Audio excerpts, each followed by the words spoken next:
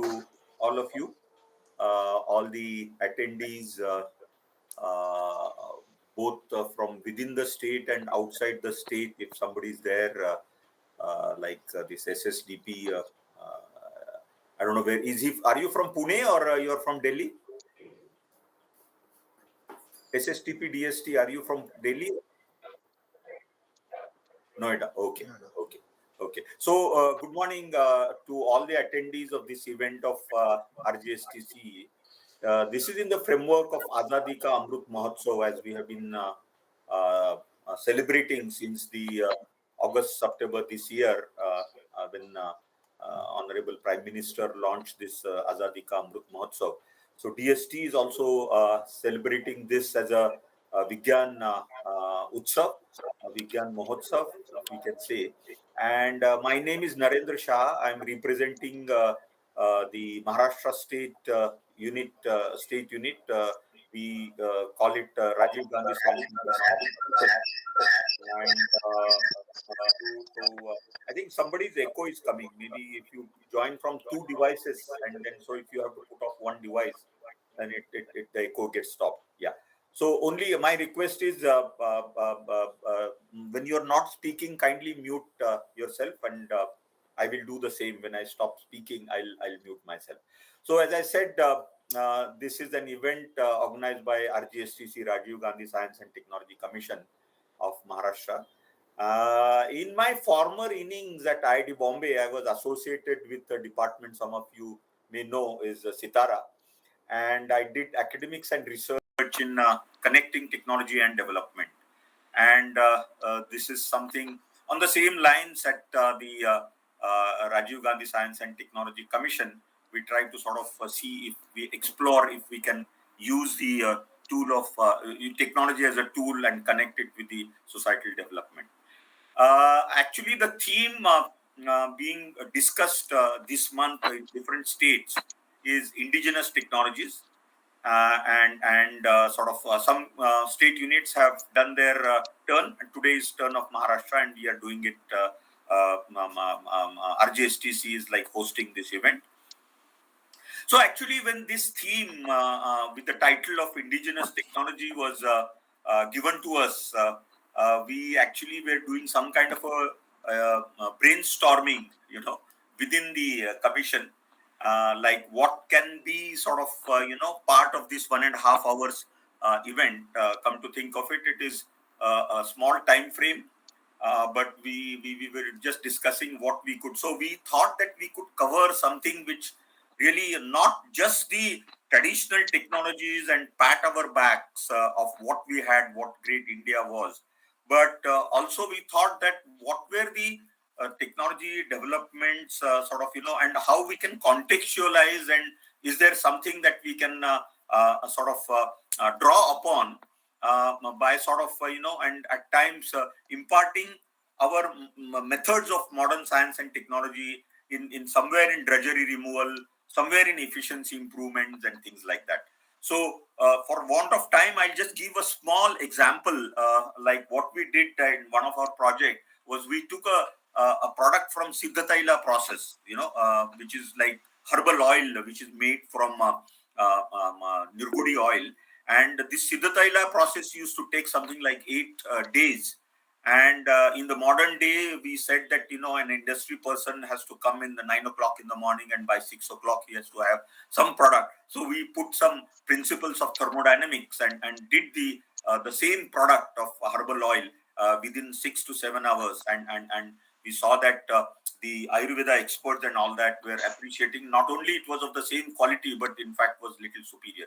So something like that, if we can sort of do, and in that efforts from RGSTC, we could sort of appeal to 6 eminent speakers who will talk about the sector-specific process and product developments that have taken place in a product that was known traditionally, or a process that was known traditionally, how we sort of done the value added and creating some kind of a win-win situation by drawing upon the rich tradition that we had, and the taking help from the imparting the scientific legitimacy, or taking from the modern science and technology methods.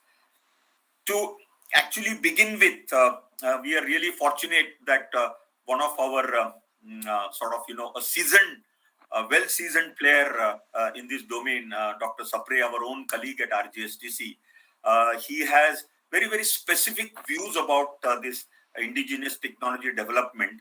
And before our six speakers, they do region specific or the sector specific talk on the process or product, I would like to request Dr. Sapre to share his thoughts and views about this indigenous technology. Welcome once again, and Dr. Sapre, please share your views and thoughts on this. Thank you, Professor Shah. I think I will. I have a very brief presentation here, and yes, sir. We are uploading your presentation. Please upload that. I have tried to take a broader view about this indigenous technology and indigenous technology and indigenization of technology. I think these are terms which are often used. But in that sense, I would like to make some presentation here, including the approach that Commission has taken. First slide, please. Indigenous technology, basically, people conceive as something which is local initiative and suited to the local conditions. And typically, traditional technologies such as agro-processing, textile, leather processing, handicrafts, metalworking, construction materials, forest produce processing, these kind of things which have been traditionally evolved. I think some people restrict the indigenous technology to these things, evolved technologies indigenously. But if you look at this might be true up to say 19th century, but later, I think since the 20th century, it has been more like a gradual globalization, and it is more independence than or interdependent than the independence. So, in a sense, I think we are, in fact, looking at those technologies which are assimilated after taking from someone else and assimilated to the local conditions. Next slide, please. So, if we broaden it to the present context, I think we have to look into the indigenization of technology, in the sense that at the time of independence, we had very simple things like, say, watches and paper clips and scissors, all these were imported. But later, I think gradually the production started with some kind of foreign collaboration and various sectors. And then over a period of time, if you look at the last 70 years, I think we have assimilated quite a few technologies. And we are, in a sense, indigenized many of those technologies. This level of indigenization has gone up gradually. Say, for example, I still remember the sugar plants we imported earlier, 100%. But now it is almost 100% assimilated, and the plants are set up with the available machinery within the country. Same thing has happened with most of other sectors, like, say, even auto industry. Auto industry was initially completely dependent on foreign collaborations. Now I think quite a few of our industrial houses have assimilated technology, and our own products are in the market. Same thing with the power, construction, heavy equipment, machine tools, and all these various things were done based on foreign collaboration by the public sector undertakings, also the private sector. And then these have been assimilated, and in a sense, we can say that they have become now indigenous technology adapted to the local conditions. The only factor is that although certain technology is assimilated, there is always a level of obsolescence. So we have to again match with that. So that will need R&D, that will need some kind of innovation activities, which is also now happening in the country. But there again, in the new technologies, again, we need some kind of collaborations. Like, for example, in the auto sector, now the electronic gadgetry which is involved is completely, brought from the outside. And that's what we see the present slowdown in the auto industry. So those that technology perhaps may be assimilated within another 20 years. But for a certain period of time, that some kind of dependence is required. So foreign collaboration is not completely going out, but it is some kind of, in the globalized picture, we have the interdependence. So we can't say Atmanirbhar is only self-sufficient. We have to become interdependent. If we provide certain things, the outside world also provides something, and then that kind of assimilation takes place on both sides. And in that process, I think our R&D and HRD, that human resource development, and the R&D infrastructure and the efforts within the country will have a big impact on this.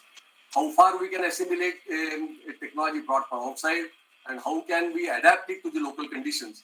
I think that is something that lesson is from our experience only, the past experience. And it is that this experience is also a strength. Our R&D infrastructure and the human resource development is a big factor in assimilating these technologies. Next one. Now, taking this broad view, I think I'm coming to our Rgcc activities. The Rajiv Gandhi Commission Act says that we will focus only on applications. And that is how we have been processing our projects. We invite proposals based on this criteria, this kind of guidelines. And after due scrutiny, we select certain projects and we have funded those. We also insist on the PIs to involve downstream partners right in the beginning. So wherever possible, the downstream partners have been involved in while technology is getting developed. After the projects are completed, we put up the technology profiles on our website in a public domain, saying that these technologies are now available. It may be in some kind of raw form, but it is available. If anybody is interested, can take up those. So in a way, we are now come to a stage where we can offer certain technologies. There might be further work involved, but then still we have something developed which is made available to the people. And we are also trying to do technology transfer based on variety of options.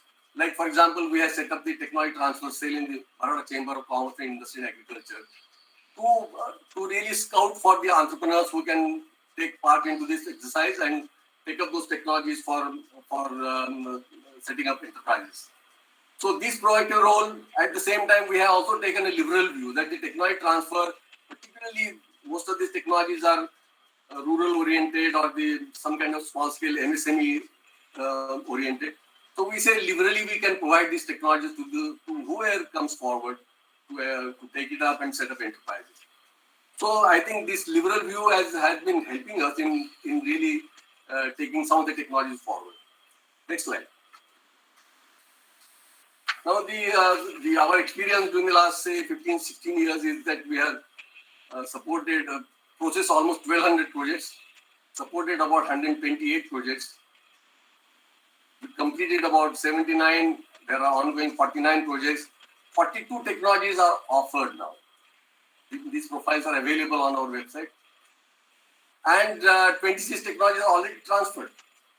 There are 3 technologies which are transferred on the commercial basis. That is, banks are involved. And they have been able to support these based on the assessment, their own assessment, as well as the kind of input given by the institutions. So in a sense, I think this model is working. And it is an experience which shows that there is a possibility that if it is further strengthened, I think we can really make a big change. There is some kind of a cultural shift that we are not only, the R&D institutions and the industries are not isolated. R&D and the institution can provide something which is adaptable. And I think this kind of this experience will help us in further strengthening this activity, take up these innovative programs. Next slide. Now, I gave those broader numbers about the activities which have been undertaken. But this is only as a case study. I would like to present one project which has given really very good output. It's a big project, but then I think it has also given big results. This is a biomedical engineering technology incubation center at IIT with sub-centers at College of Engineering Pune and again at Nagpur. Now, this project was initiated by the commission, saying that the biomedical equipment is a big area. There is a lot of almost 30,000 crores of imports are done. Most of the equipment is inaccessible to the people. There is a lot of mismatch also. For example, in case of something like implants and those kind of things, I think it doesn't match with our people. So there is a scope for giving boost to this activity. So this center was set up at IIT Bombay, and over the last 6 years, I think it has done really wonderful work. This this is a very unique model in the sense that the medical professionals pose a problem. Engineers are trying to find a solution for that, or trying to look out for the options to tackle that problem. And the students who are working there under the mentorship of the faculty and the medical professionals, they are deeply involved in it, and then they have developed some of these gadgets. There are at present, I think the output is something like 100 devices they conceptualized after the initial inputs of some 400 ideas, and there are about 53 patents filed on these. There are 16 products which are licensed. Equal number of startups have gone into production, and there are almost 10 industry partners who have taken some of these technologies on license basis. So, in the sense that you can see this model, which has worked. It could create a right kind of ecosystem in which this has happened. So, a R&D institution can, if it is focused program, I think can generate this kind of technologies and can provide these options to the entrepreneurs to enter the business. Next slide, please. Now, these are these are the devices, various devices which have been developed under this project, these biomedical devices. And we hope that this particular activity will continue. And in fact, it will be given a further leg up to go for a continuing type of activities. And we are hopeful this model will be helpful in transferring our other technology also. There are some, really having, some of these projects are really having good potential. Some of the technology have a big potential to accept at the entrepreneurship level. And I think we are perhaps on track, and in the near future have more technologies to be offered. I think this is some kind of innovative culture which country is talking about. I think this example is best for that. I think I should end it here and leave this floor open for the other speakers. Thank you. Thank you, Dr. Sapre, having covered the entire canvas, or at least different sectors of importance to community development through science and technology, and particularly what can we make of the indigenous technology. The next speaker we have is Dr. C.D. Mai. Dr. Mai was actually a director at ICR's Central Institute of Cotton Research, CICR Nagpur, and also he was a vice chancellor of Harvard University, Urbani. He has done extensive research in the areas of plant pathology, epidemiology, and management, and particularly he is known for his work in cotton improvement and biotechnology. Dr. C.D. Mai, my request, in fact, to all other speakers is try to cover. I know it's a tough job to cover, past, present, and future of the technology that you are going to talk about. So kindly, present your viewpoints and thoughts in 10 minutes. Thank you, Dr. Mai. Yeah, please. Yeah. Thank you very much. I think you are able to listen to me. Yes. Am I audible now? You are audible, and your slides are also very visible. Hello? Yes, you are audible, sir. We can hear you. Hello? Am I audible? Yes, Dr. Mai, we can hear you very well.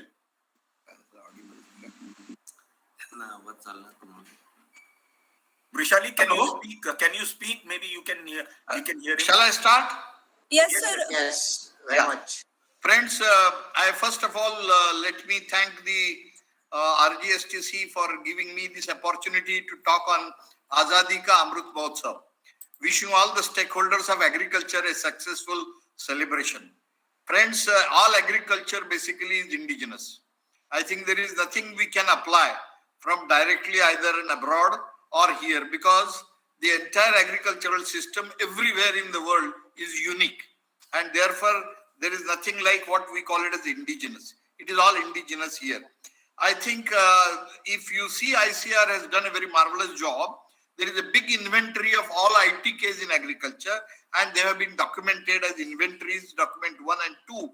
And there is also validation of documentation 3, 4, where there is a geographical indication also of plant species now, which has been done at UN 5.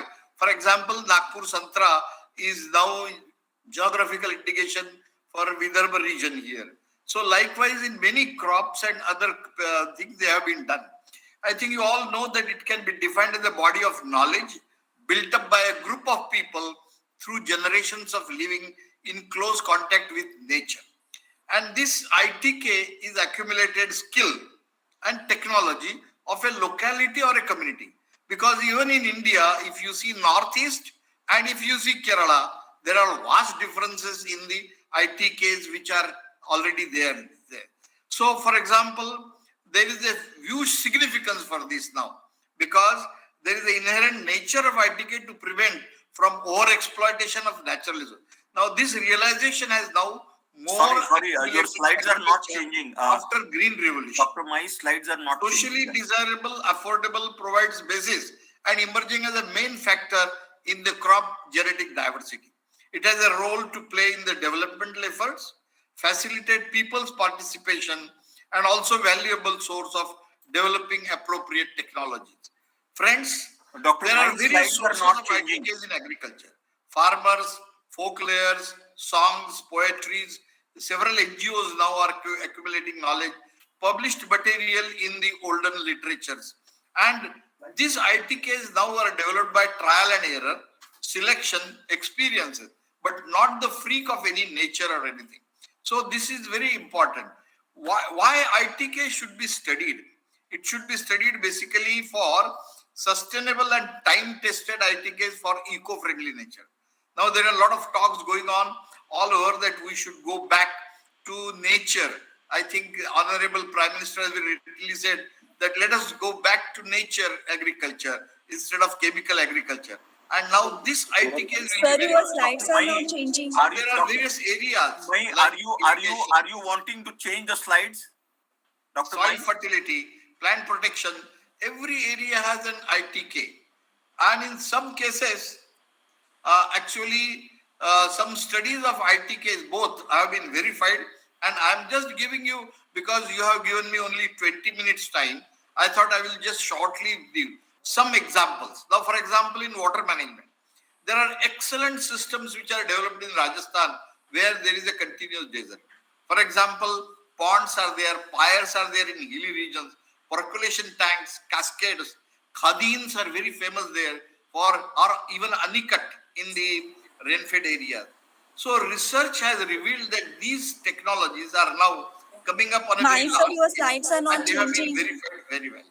For example, in pest and disease management, people are using Ossimum sanctum, Tulsi plant, in mango garden to prevent incidence of powdery mildew disease, in rice for blast, or insect even incidence in many of these crops. Castor oil is another used extensively for whitefly control. Now these have been actually, if you see it, now there are people are making a lot of Jaggery use in making these Bijamrut, Amrut, Pani and all those things. Now these are all attracting basically to the ants, which are predators on many of these insect pests. So now they are being validated in many of these crops. Soil fertility. Mixed cropping has been an age-old practice in dryland agriculture. Why? Because legumes are now known to fix nitrogen. This was not known, but the practice has been there since ages. And therefore, deep flowing is very common practice. But why do we do deep flowing? Now we know that the new technology of soil solarization, which is popular in Israel, Sir, slides are not changing, sir. is Indian origin. And this has been now very well adopted for control of many of these pests, which are soil-borne and nematode. Excuse me, Dr. Mai. Now people were earlier criticizing it, but now we know that zoom cultivation and slash and burn ITK has a significance in their situation of Northeast because they can naturally control large number of pests and diseases. Now, some of those verified ITKs, like for example, current mulching used as water conservation. Sunhem dencha, they are keep nutgrass, weeds. Radish seeds are soaked overnight in buttermilk or cucurbits embedded in cow dung ball for better germination. Now, such of these, there could be, this is very briefly I am giving, but there are hundreds of such examples which have been verified. Some are yet to be verified. They are waiting verification awareness. Like one bottle which is left with crabs, they deter Gandhi bug pest in rice. This is a very common practice in many of those rice growing areas in Northeast. But we'll have to see whether that has been, or very commonly in Vidarbha region, earlier, there is a jawar head smut or grain smut. It is actually a black powder containing the fungus, clamidospores. Now, these are applied in linseed to foot and mouth disease of the cows and other animals because they were. Now, this is yet to be verified, but they have what is the interaction between a fungi and a virus need to be verified. So, this is another indicator. So, therefore, there are several concerns. Since information is based on local resources, much has been lost from generation to generation. So, we have to keep preservation. And fortunately, ICR has done a very massive job to really collect all of them. We have even IPR has become more imperative to document, protect value of prosperity. I think you know the case of Basmati, which was won after a very long struggle, which is our own material, but this was claimed by somebody else. Validation of logical steps in quality and practice. And many significant local variety germplasm are yet to be exploited. Still now there are a lot of ideas and these are being given and a lot of protection is being given for indigenous local varieties preservation. So the property rights facilitate the process.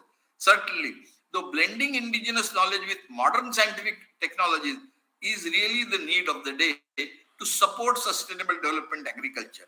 I think this is a challenge which has, and I would like to end again with what our Honorable Prime Minister has said, go to the people, live with them, learn from them, love them, start with what they know, build with what they have, but with the best leaders, when the work is done, the task accomplished, the people will say, we have done this ourselves. That's why go to nature is now a sort of a saying in agriculture. If at all, because we have over-exploitation of chemical agriculture, we have to reduce these things. Thank you very much for the giving me this opportunity. Yeah, Dr. Mai, thank you for completing your thoughts and views through a talk in given time. Unfortunately, your slides did not change, but that's okay. That's fine. I think you could sort of say whatever you think. Yeah, there was some problem in your changing of slides, but that's okay. That's fine. I think if somebody requires, if Dr. Mai agrees, we can share the slide with the participants. Our next speaker actually is Dr. Pramod Kumar. Dr. Pramod Kumar is a chemical engineer and has been with this Praj Matrix as a head of their R&D, leading 90 plus scientists and engineers. And as all of you know, for example, bioenergy and bioethanol is on the sort of verge of making a great leap-bound progress in our country. Dr. Kumar has kindly agreed to sort of share the development and particularly indigenous development, because we know that not only within India but even in Africa, I think they have put up the plans to sort of ferment this biomass and makes the bioethanol. Dr. Pramod, please. Yeah, thank you, Professor Shah. Thanks the organizers giving this opportunity to present what we do at Praj in terms of the bioenergy or bioethanol. Just let me share my presentation.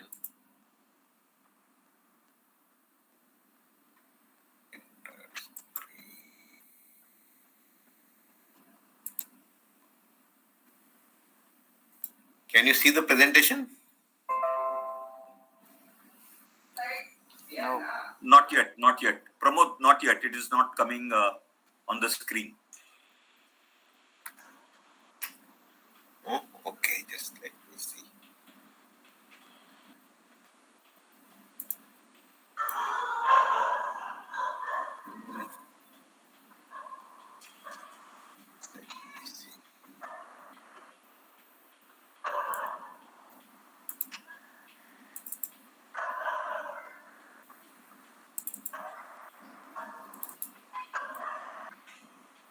Can you see it? Yes, it is coming now. Pramod, it is coming.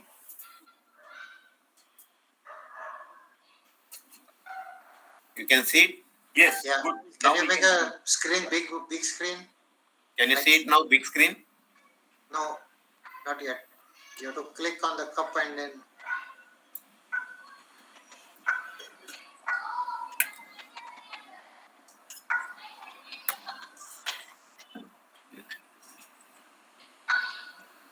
Dr. Kumar, slides are not visible properly. Can you make it big screen?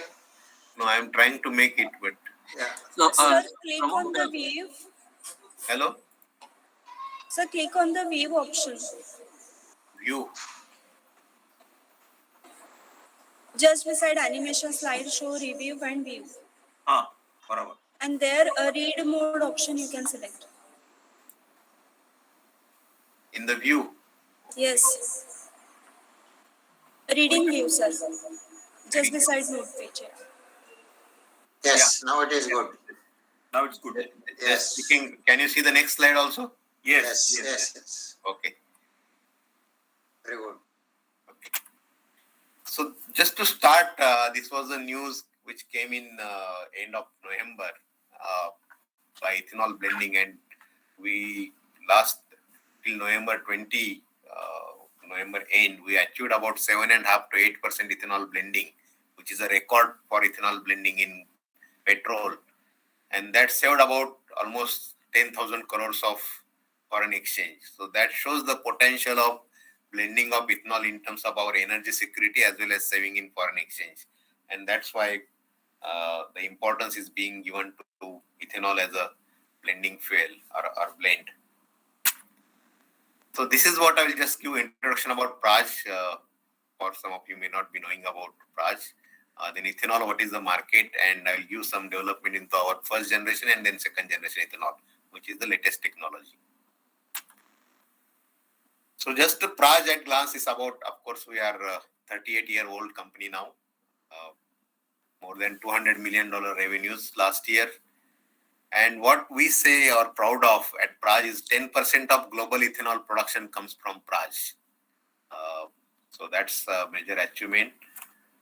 We have more than 1,000 references worldwide, and out of that 400 are overseas references. And one of the things we also say is that about 8.5, now currently is 8.5 million metric tons of carbon dioxide is being saved or reduced emissions using Praj technology globally. Of course, we have Praj Matrix R&D as a center, and we have about 300 plus patents now. We were recorded as number 1 place to work for in bioeconomy, as a number 2 in renewable fuels and chemicals. So these are the business verticals. I will not go into details except for bioenergy, which is the major talk today. So we have first generation, second generation. I will talk about bioethanol plants, and of course the new technology that we launched this year is the compressed biogas. So what we call as a bioeconomy, Praj, of course we talk of two things. One is what is called as the biomobility, which is related to the transportation fuels, biomobility platform, and the bioprism platform, which is related to renewable chemicals and materials, particularly biodegradable plastics. That's what we have started working from last year. So our expertise lies into feedstock, technology, and product. So all three are together. That's what we do. So we provide an end-to-end solution for decarbonization. As I said, it's a one-stop shop from technology, integration, and scale-up, including manufacturing of equipment and, of course, scale-up. In second generation ethanol, we are also operating the plants for certain number of years because it's a new technology. People are not used to using this new kind of technology where you have both thermochemical and fermentation, advanced fermentation technologies, and there we will operate those plants for first few years till people get used to those. This is the global footprint, as Professor Shah mentioned. We have presence across globe. We built one of the biggest plant in UK of Europe on the wheat-based ethanol based on the Prash technology. We are built one of the biggest plants of corn to ethanol in US, and as well as 100% of ethanol plants in Colombia.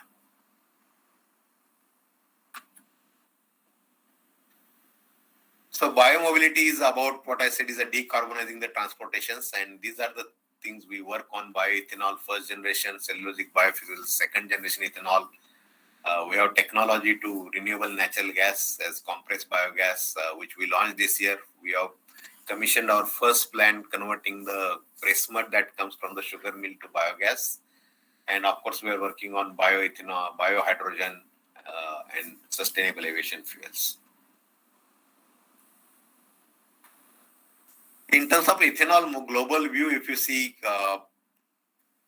about 200 billion liters of, at least 120 billion liters of ethanol is produced every year across the globe. US being the largest, and most of their ethanol comes from the corn. Brazil is the second, and India is now, China is third, and India is at fourth place. So if you see in terms of Asian, India is at the second place, China being the largest. In 2022, we made about 3 billion liters of ethanol. And this was only at, suppose we are at 8% ethanol. So if you want to go to 20%, you can see the opportunity that is there for the ethanol production. So as I said, ethanol blending, we are at probably at 2020 November end, where December end will reach about 7.5 to 8% ethanol blending, and that's about 173 crore liters of ethanol. So demand, if you go for E20 ethanol, 20% blending by 2025. There are three scenarios. If there are electric vehicles that are going to come in at the same time, in terms of scenarios, about 920 crore liters of ethanol, that's what we'll need. And that's why I say it's about 4 to 5 times of ethanol production is required in this country.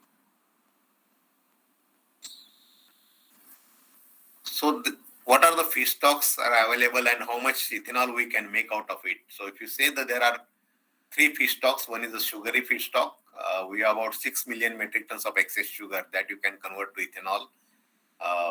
That's about 300 to 350 crore liters of ethanol. GHG reduction is greater than 16 million metric tons. There are starchy feedstocks. The government has allowed, the Indian government has allowed to use now the broken rice as the feedstock, as well as corn and other starchy feedstocks from this year, which is getting wasted in the godowns. It's about 17 million metric tons of starchy feedstock will be available, and that will generate about 740 to 760 crore liters. So for next 2 to 3 years, Praj is basically putting up this plant mainly based on starchy feedstocks, because that's where the big opportunity is.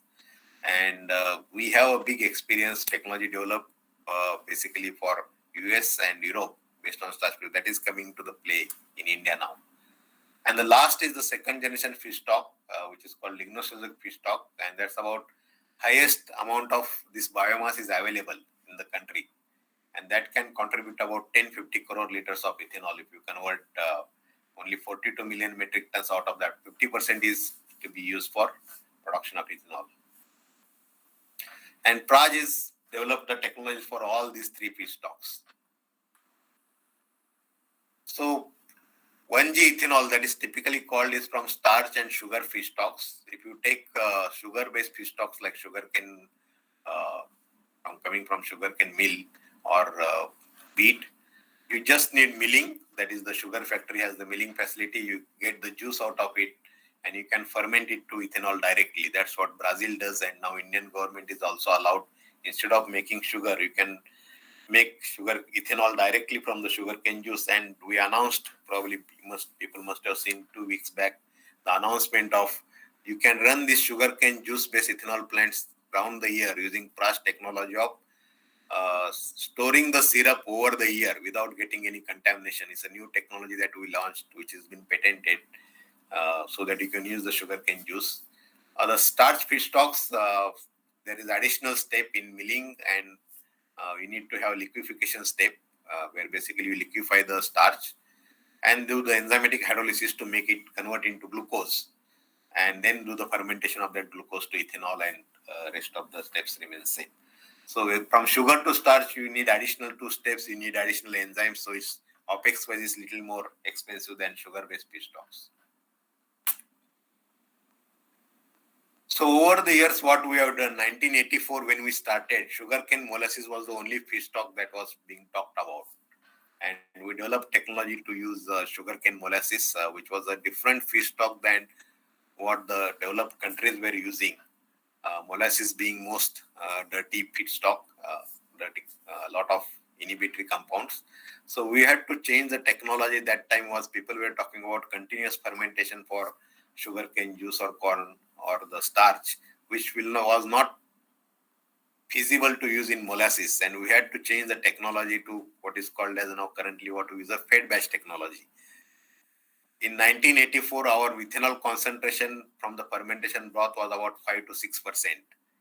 In molasses, over the years, we have developed it to go to about almost 9 to 10% ethanol in the fermentation broth, developing our own yeast, own fermentation technologies, fed batch or different technologies. So those are the developments to, we started with 30,000 liters per day plants. Now we make about 1,200,000 liters ethanol per day plants. Efficiency was about 80-82%. We have reached more than 91%. The water consumption was about 20 liters per liter of ethanol. Now currently we offer technologies, what we call as a waterless technology, is 5 liters of ethanol, water per liter of ethanol. The steam consumptions, we started with 6 kg of steam per liter of ethanol. Currently we offer technologies based on integrated plants for 1.5 liters, half kg of ethanol per liter of kg of steam per liter of ethanol. And of course, we offer zero liquid discharge technology for environmental concerns. So this is a technology that we launched last year, what is called as a SIFT technology, which is called as synchronized high brix fermentation technology for sugarcane molasses. It's a different shift reactor what we use, including our performance enhancers and a yeast in a shift reactor. This technology is of course proprietary or patented technology.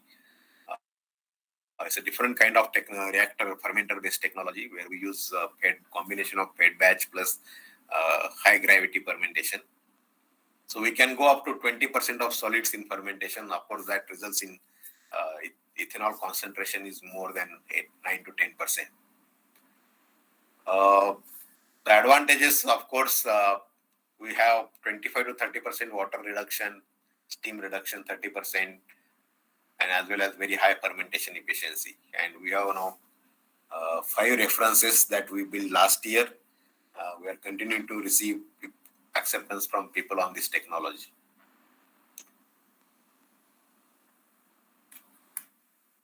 So this is what is called as a profit technology, profit, based on what we call as a complete, like a sugarcane biorefinery. So you get about sugarcane molasses from the sugar plant, which put in a called as a shift distillery technology, which is a fermentation, different kind of fermentation technology. Then of course we have the evaporator for raw spent wash. So the technology lies in how much concentrated evaporation you can make of this raw spent wash, and then of course we can feed it to boiler to generate the energy. Based on this technology, what we have done is the consumption of coal. If you use the incineration boiler, which is a normal boiler that people use for currently for molasses-based distilleries. With this new technology, without using incineration boiler, a different kind of boiler, we worked with Thermax very heavily on that. The coal savings is about 20 tons per day. You have to use, instead of 55 tons, you have to use only 20 tons of coal. Bagasse is about 40 tons per day, and rice husk about 25 tons per day. So overall savings in terms of the other fuels that you need to use along with the high brix concentrated syrup. And the technology lies in how design of a new kind of evaporator to make this high brix concentrated syrup. So this is a substantial reduction in supplementary fuel. The ash produces a high potash ash, completely integrated steam and power. So it is a balanced plant, and basically reduction in carbon dioxide emissions per liter of ethanol. Pramod, can you conclude in a minute, please? Yes. So this is the biosyrup technology I talked about, which is we launched actually 2 weeks back in the J1 sugar plant, which is we can use the sugar. This thing. On 2G ethanol, just I will give you basically what we use is also pre-stock handling. We use a pre-treatment, enzymatic hydrolysis, fermentation, and product separation. The technology known as the Infinity technology.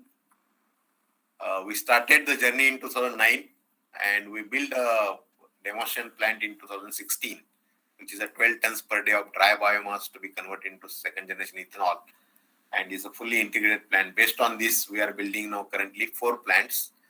This is the demonstration plant performance that was done by a US major. Currently, we did the diligence for 80 days on this plant, and what we showed them is that there is more than 95% upstream factor for this technology, which was never achieved by any other company in the world. 87% capacity utilization, and it matched all the performance parameters, or much more better than beat the performance parameters that we had shown them. So these are the 4 plants. Out of these, first 3 plants are on timeline. The next year, second quarter, will be ready with the IOCL plant to be commissioned.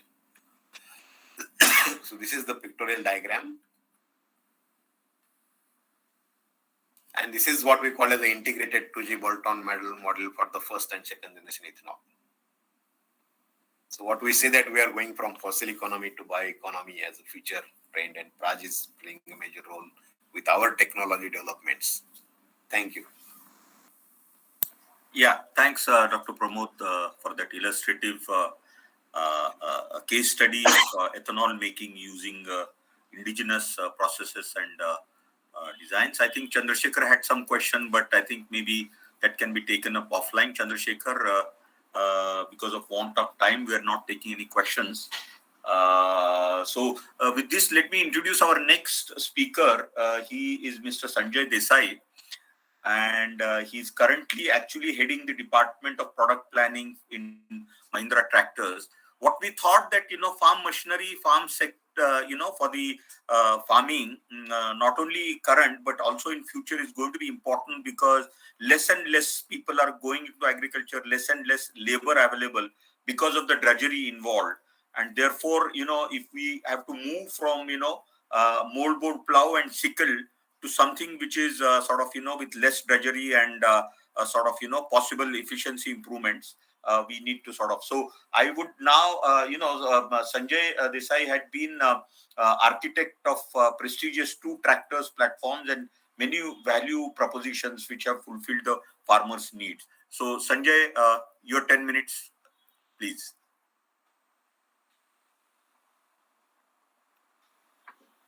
So am I audible? Yes, we can hear you. Okay.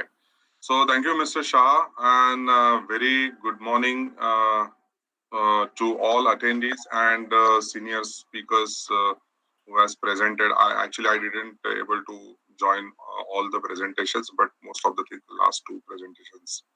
It is really knowledge enhancing. So am I audible? Am I audible perfectly? Yeah. We can hear you, Sanjay, very well. Yes. Okay. So I'll just present.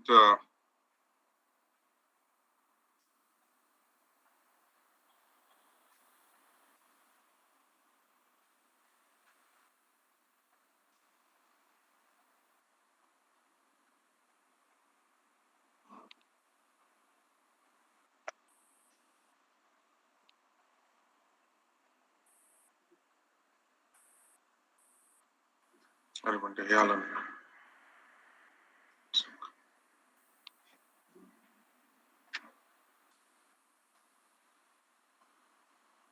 Your slides came and just evaporated once again, Sanjay. Yeah. See, there is an audio, so I just wanted to see that where is that link to be connected. Otherwise, I'll just give me a sec.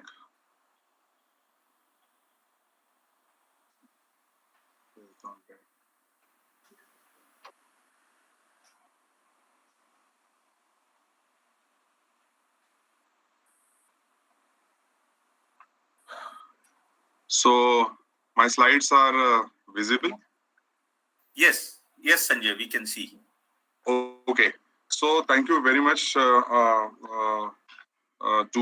give me an opportunity to present in this forum. Basically, we are, as India is celebrating Azadi Ka Amrut Mahotsav, so as Mahindra is also celebrating our 75th anniversary. So basically, I am going to present in the last 75 years what Mahindra has contributed in the Indian farming and for India, basically for Indian farmers. We are doing things for the other parts of the but basically in today's 10 minutes of capsule, I'm going to present what we have done in India for Indian farmers. So just to set up a context, and everybody, these figures are very much familiar to everyone since everybody is from the agriculture field. So India is called as an agrarian country, and the agriculture contribution in GDP is around 18%, though it is very small, but the dependency is larger since 2/3 of livelihood are dependent on this, and therefore government is giving many focus. Government is giving many initiatives. They are taking many initiatives to improve the farming. Therefore, in last post independence, there were two revolutions took place, and in the current scenario, if you look at, there are many government policies and new technologies, new initiatives. Those are fueling for the new revolution in agriculture. So key focus is just 1 second. Someone is popping at me because I'm in office. So yeah. So today government is focusing majorly on key focus is for doubling the farmers' income and increasing the exports. So Mahindra has contributed and is contributing in this journey by designing, developing solutions in the agri-economy system.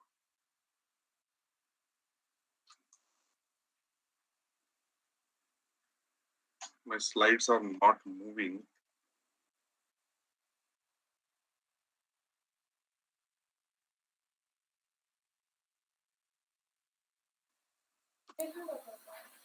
Yeah.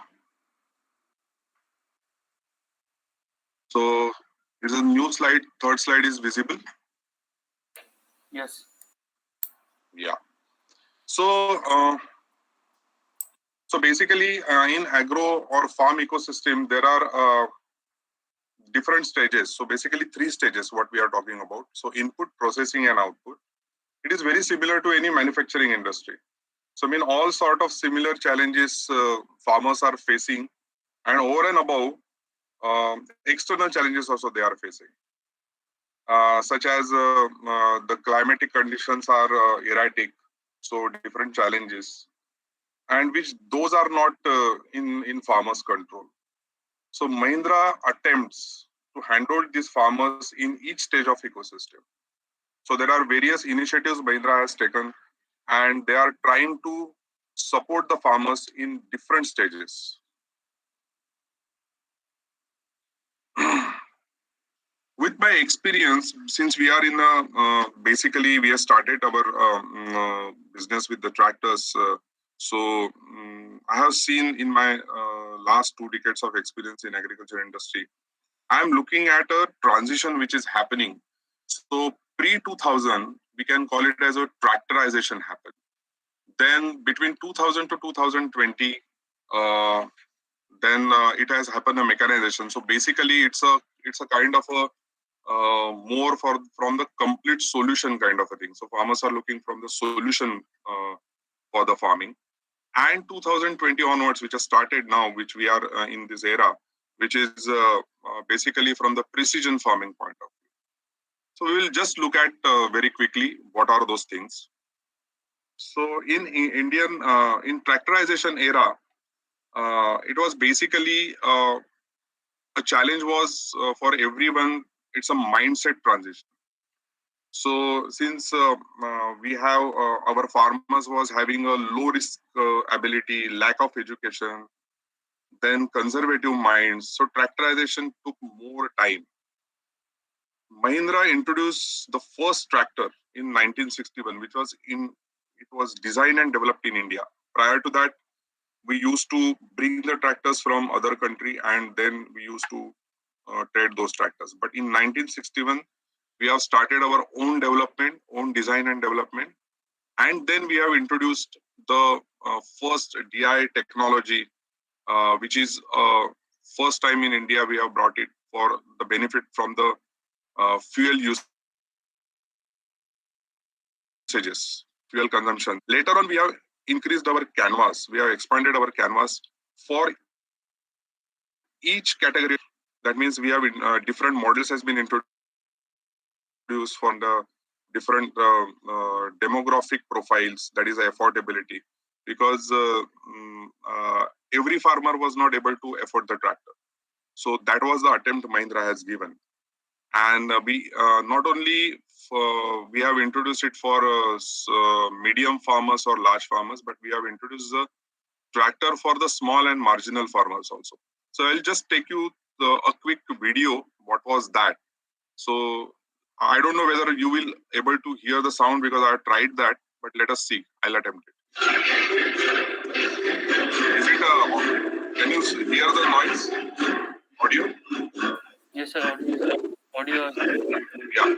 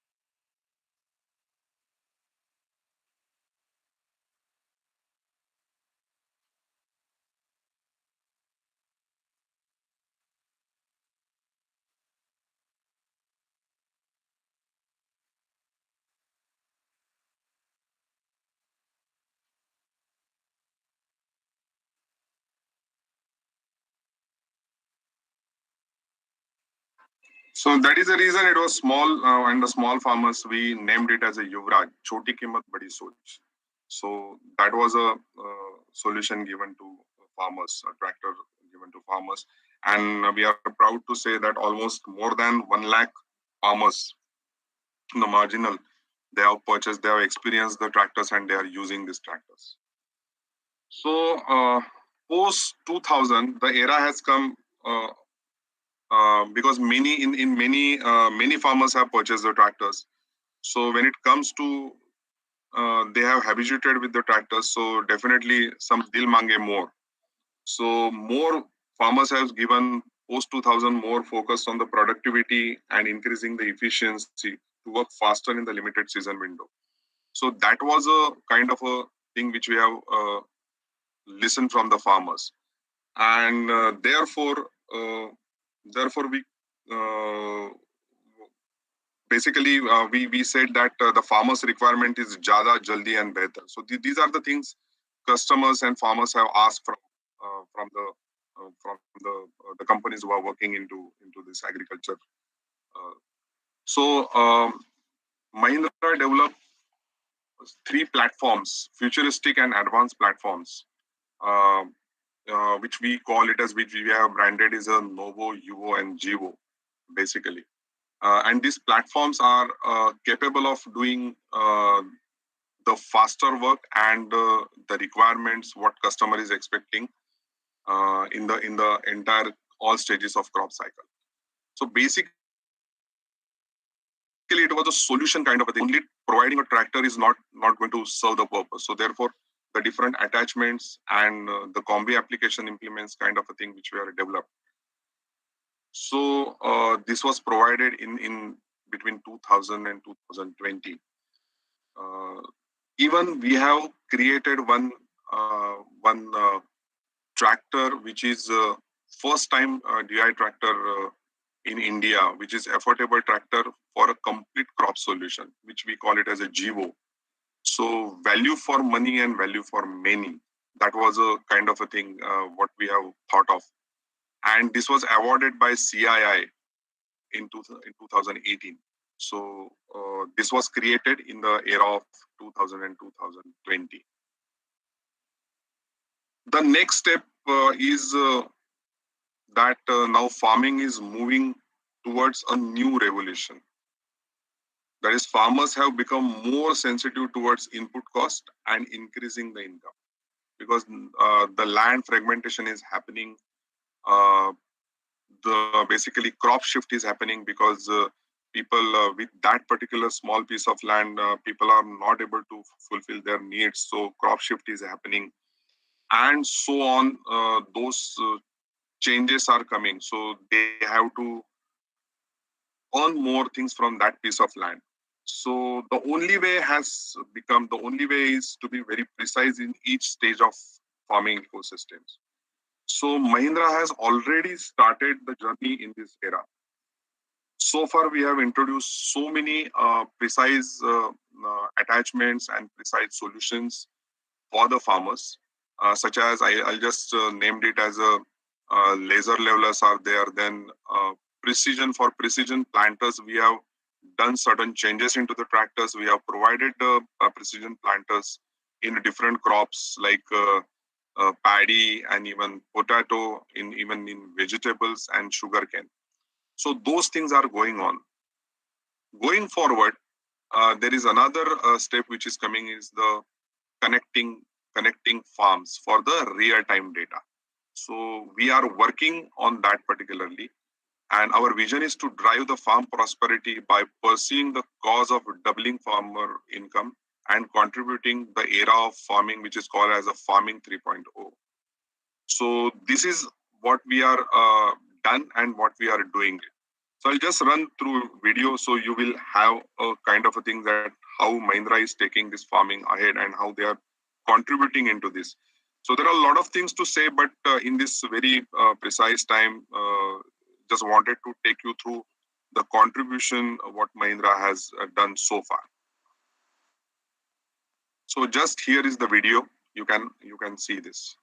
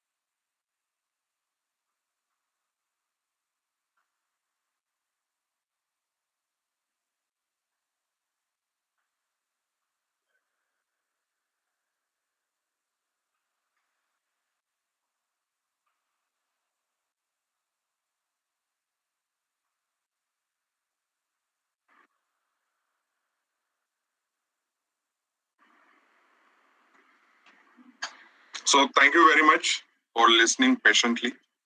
Thank you. Yeah, thank you, Mr. Sanjay Desai. As was reminded to us by our first speaker, Dr. C.D. Mai, that within this Atmanirbharta, he reminded us, like any technology integration, you have to go to people, talk to people, and I think you as a team member of Mahindra and Mahindra are doing that, talking to small farmers, talking to their needs, and sort of fulfilling their needs as much as possible. Otherwise, you won't be in the business. It's in your interest. Yeah. So with that, we have a new. The next speaker actually is Professor Sanjay Mahazani, and he had been my own colleague. Let me tell what his faculty colleagues would tell about Professor Mahazani. In the chemical engineering department, what his colleague used to tell me that if there are few of the faculty members in the department who work on the sort of technologies that are relevant to the ground, and therefore the students who are sort of keen and interested in these kinds of areas, they run to Professor Mahazani, they queue outside his room for begging him to be their guides and sort of supervisors in the thesis. So Professor Sanjay Mahazani is going to talk to us about a product that we know since Ayurveda times, Jaggery or Gud as we call it, or Gud in Hindi. So he is talking about the traditional product and what the modern science and technology methods can sort of impart the drudgery removal and looking the futuristic possibility of rejuvenating the interest that people can have in Jaggery as a sweetener. Professor Mahazani. Yeah, thank you, Professor Shah, for that kind introduction. Can you see my slides? Yes, we can see your slides, Professor Sanjay. Yeah, thank you, and thanks for giving background of this project. So next 10 minutes, I'm going to talk about indigenous technologies for Jaggery making. Thanks to Rgcc for giving a generous support to this project, apart from support that we received from Tata Center for Technology and Design at IIT Bombay. I don't need to tell you about Jaggery. We all know, age-old product, sweetener rather. Of course, today it has been replaced largely by white sugar. But Jaggery has its own advantages in terms of its nutritional value. At the same time, it gives livelihood to many farmers, small and marginal, who cannot sell their cane to sugarcane factories. If you look at the Jaggery making process, this is a traditional process where cane goes to crusher. Then we have boiling taking place, clarification happening. Then you have evaporation, and then crystallization, and then molding, and after that you sell it as blocks. That's the thing that's happening for many years now. And what has started happening is there's a lot of mixing of sugar and many other chemicals that are being added to Jaggery, and it is probably getting a bad name. And same time, this age-old business, which is done in cottage industries, has not really seen the fruit of high-end technologies. So with that, Rgcc asked IIT Bombay to work on possible interventions through technology in many areas, just to look at the Jaggery business and see whether we can revive it. So the first, so we are doing an umbrella project in which there are multiple institutes present. In collaboration, we are actually trying to address these problems. So I'm going to tell you about what we have done so far. And of course, it's an ongoing project, so I'm going to tell you about what we are doing right now as well. We want to actually try and see whether we can make an impact on 3 different areas. The first one is, of course, the existing Jaggery unit. The second one is the mobile unit. This is something new that we have introduced, and probably it has a potential to change the entire Jaggery making business, because now we are taking the plant to the farms instead of taking cane to the Jaggery unit.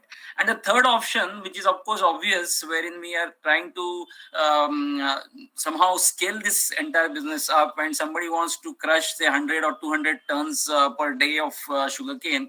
Is it possible to make Jaggery on large scale? It is not an easy product to make. It is, in fact, I would say from technology and materials point of view, Jaggery is much different from sugar. It is more complex because it is a mixture of both amorphous and crystalline matter, and there are many chemicals in it apart from sucrose, fructose, and glucose. So we need to understand that better, and unfortunately, not much work that has been done in this area. We are actually doing research simultaneously, trying to make interventions if possible. So this is our agenda. Like we're trying to get some new technologies for Jaggery powder and blocks, and not just powder. We're trying to get into value-added products also, so that we can do large-scale manufacture, meeting the market demand. And it's likely that because of which the farmers' income would increase in your future, and we can get some nutritious product, a reliable product for human beings. We're trying to tie up with many brands so that we have a market connect. We are trying to get into the collaboration with many organizations like Mavim and SHGs, where their idea is to get livelihood to women entrepreneurs or women in SHGs. So we have a manufacturing startup now. We have actually transferred this technology to a startup, and I will tell you something that the startup is doing at present. And of course, we have this Rgcc sponsored project, which is a multi-institution project.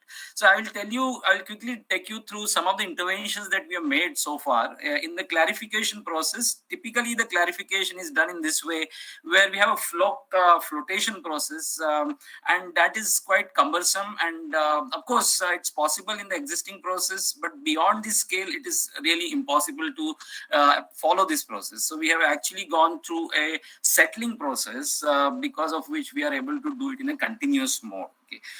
Need to understand many things in this, like the kinetics of settling and the type of coagulant that we use. Second intervention, the way the heating is done in Jaggery process is where the bagasse is fed to the pit furnace. You can see a man doing it manually. Again, a very laborious work. So we are trying to change the entire heating system. The one that we are now adopted in the pellet plant that we have in Varananagar, recently shifted to Kolhapur. We have a system wherein we circulate thermic oil, which is actually heated outside the plant. So this is something that chemical industries do day in, day out.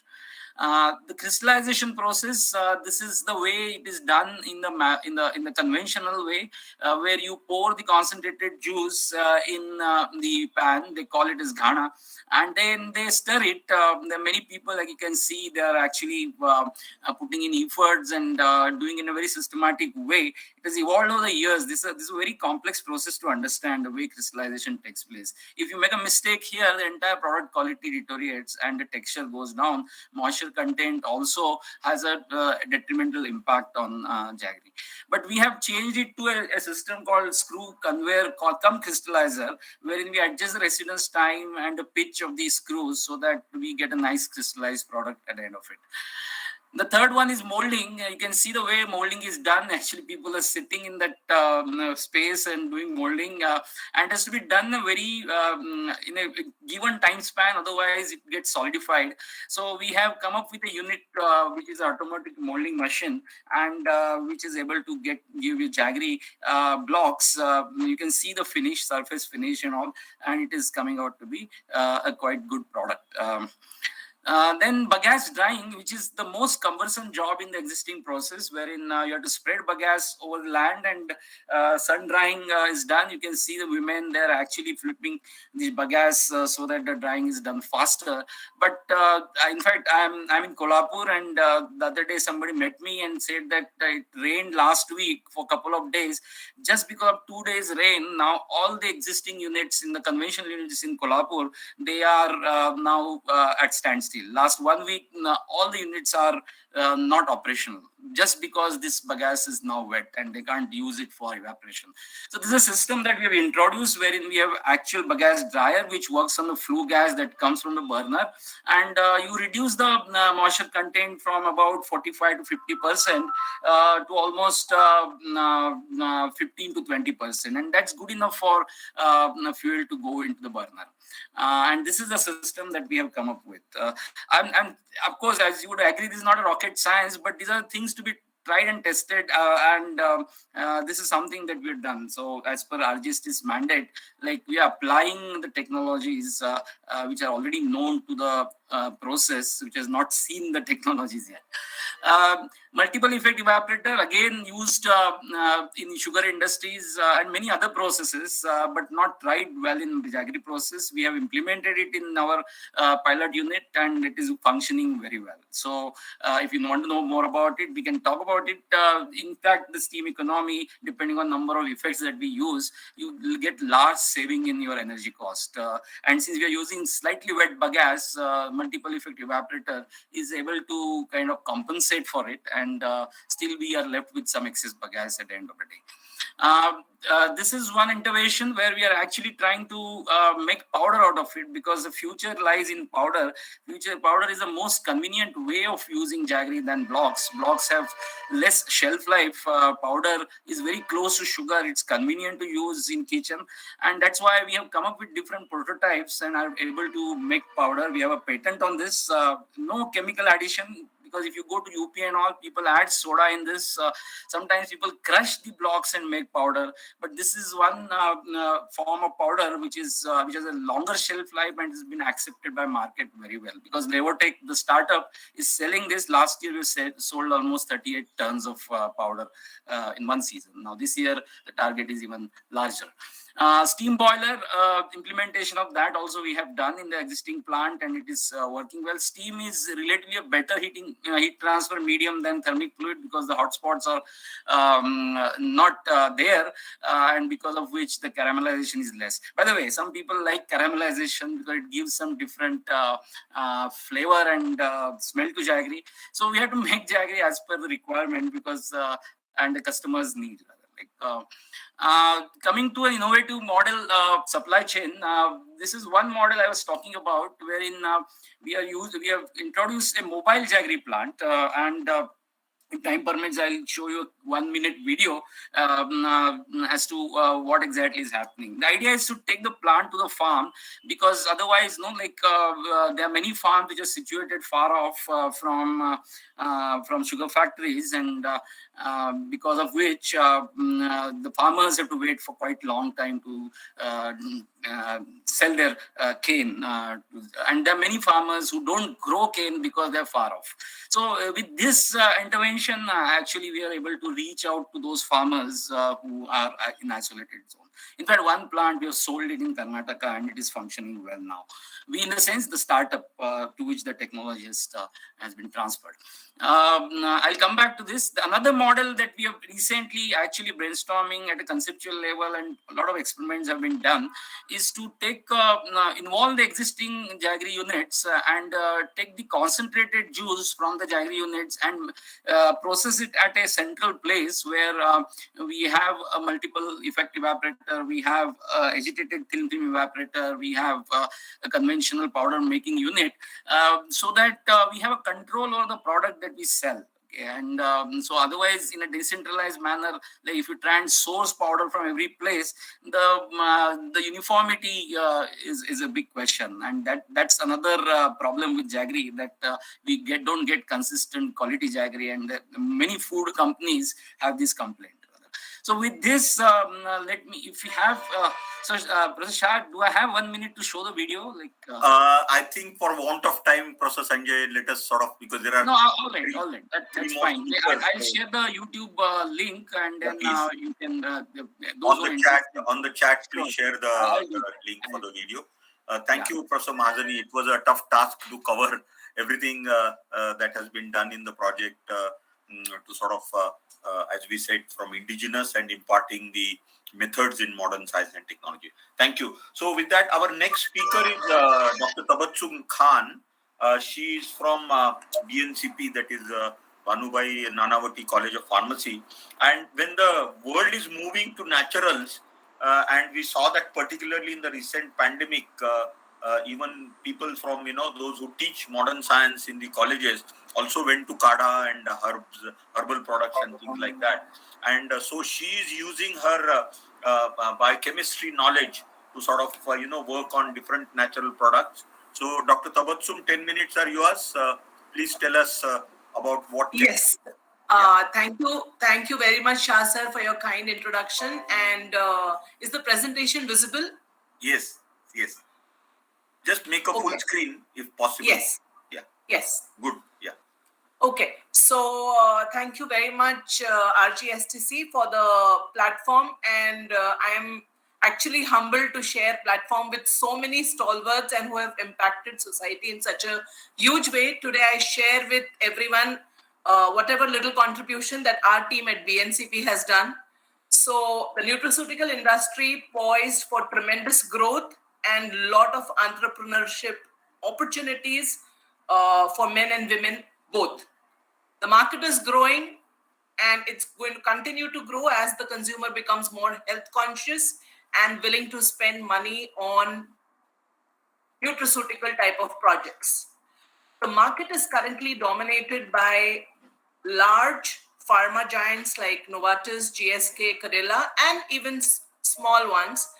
Amway is a huge niche which they are creating in spite of their products being very expensive. They have created their own market. So the nutraceutical industry operates in three categories. Either we produce raw materials, manufacturing ingredients, or we develop some products like dietary supplements. So our project, which was funded by Rajiv Gandhi Science and Technology Commission, is taking care of the third point. And this was the title of the project that was sanctioned by RGSTC. So Acacia nilotica pods are the pods which are eaten by cattle and provide a source of nutrition. They are very rich in polyphenolics and tannin-like compounds. So that's the product that we have developed.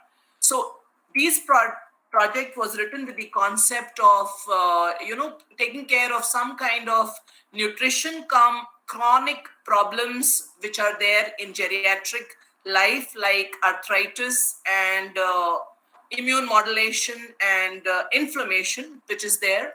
So there is an unmet need in this segment, and we thought we would develop a product to tap this unmet need.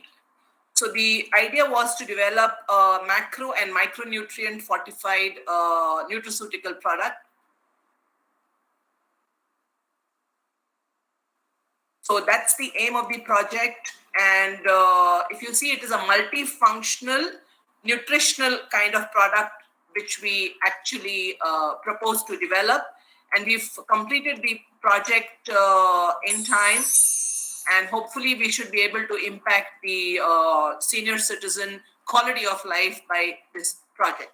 So the rationale was to use a blend of phytoactives which had good antioxidant, anti-inflammatory potential, and put it up with whey protein or any other similar food-based protein which would provide nutrition. So the selected plants, if you see, are Acacia nilotica, flax seeds, and kalonji seeds. Now, the last two ingredients, flax seeds and kalonji seeds, are used in food material. Acacia nilotica was a new additive based on earlier studies in our laboratory. So that's the details about the plant. I'm going to quickly run through this. So basically, it is babul pods, flax seeds, and kalonji seeds. We extracted the actives from Acacia nilotica pods and used the flax and kalonji seed powder in suitable excipients and developed flavored granules and pellets. So we conducted formulation development, analytical method validation, and efficacy studies, both in vitro and in vivo. We were not able to complete the clinical studies because of the COVID situation. That's the typical composition of our proposed product. So if you see, it has proteins and it has flavors and fortifying agents. So macro as well as micronutrients. And this was the proposed outcome. So I'll quickly take you through the extraction process. So we did a typical oxalate extraction. We characterized it and we optimized around 40 to 50 batches to arrive at the optimum batch of pellets as well as granules. And these are some representations of the granule batches that we made. We made many, many more batches, but this is something which worked. Coming to the in vitro assays, if you have a look at the data which is available, the amount of content which was there in the formulation from methanol extract versus powder was tremendously more, and which translated into good antioxidant benefit in comparison. So obviously methanol extract of the pods was giving us a higher active content, resulting in a better antioxidant activity. We did the nutritional content analysis of the products, and we got some good nutritional contribution from this, which comprised of less fat, good amount of fiber and protein, with a very good amount of micronutrients coming from the 3 actives that we had selected.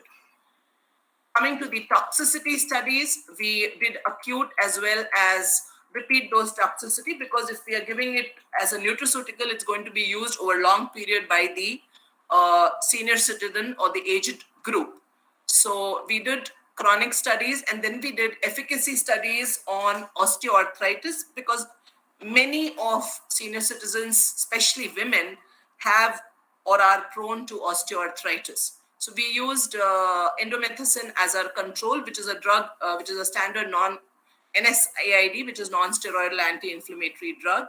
And we evaluated the animals for knee joint diameter, locomotor activity, cytokines, and this was the data. So if you have a look at the knee joint parameters, so we did have a good comparison in terms of the standard indomethacin and the formulation which was there, so which was good. We did grip strength, again that showed comparable data with your indomethacin. The locomotor activity after 15 days of treatment again was comparable to standard indomethacin, with slight variation depending on the dose that we selected. Again, we did plasma, IL-6 and GST measurement. We saw comparable benefits with standard indomethacin, and we concluded that the formulation containing 100 mg per kg was comparable to the indomethacin standard. We filed a patent for this, and we filed an expedited patent. So just to quickly conclude the developed products, so what we have done is we have translated Acacia nilotica pods, flax seeds, and kalonji, which contain predominantly these actives, into products. These are the pellets that we created. These are the colored and flavored ones. These are the blank or the plain uncolored and unflavored pellets, and these are the colored ones. And these are the different shades and different colors and flavors that we tried. We also did a small base sensory panel evaluation study, and we zeroed in on 2 options. One was lemon and yellow color, and the other was strawberry and pink color, based on this sensory panel evaluation study.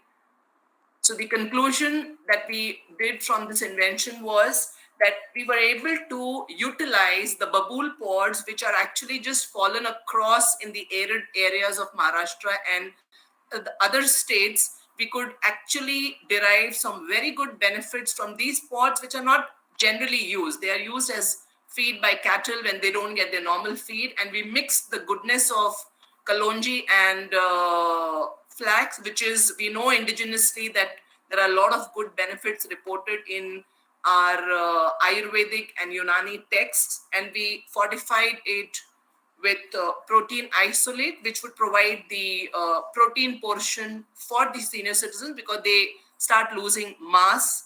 And we added some goodness of antioxidant, anti-inflammatory ingredients, and we saw the benefits translating our hypothesis to be correct in terms of selection of the ingredients and putting together in a user-friendly, convenient delivery form, because the granules and the pellets, we could put it into capsules, or the effervescent granules, you just have to dissolve in water, and and you just drink the glass, which is fortified. And this is the proposed label of a product. So hopefully we are in communication with few industries who would probably help us take this to the market once the patent is done. So thank you, Rgcc, for this opportunity, and we are still learning into the vast expanse of the universe, and hoping that our science contributes a little bit into the societal space. Thank you very much, and I hope I have finished on time. Yeah, thank you, Dr. Tabassum. Please keep working on this wonders from your biochemistry, and get to this well-being and health of the communities based on whatever wisdom we had, and traditional sciences products we had, and then imparting the scientific legitimacy to their usefulness. Thank you. So we have two more young speakers with us. So the first one is Professor Charu Korde. He is Center for Technology Alternatives for Rural Areas of IIT Bombay. He is a civil structural engineer and did his PhD recently on bamboos. And what I understand is he is somebody who wants to promote bamboo as a structural material. And let us hear from him what are his thoughts and ideas on the ways to sort of promote and use this wonderful natural resource. Professor Charu, please.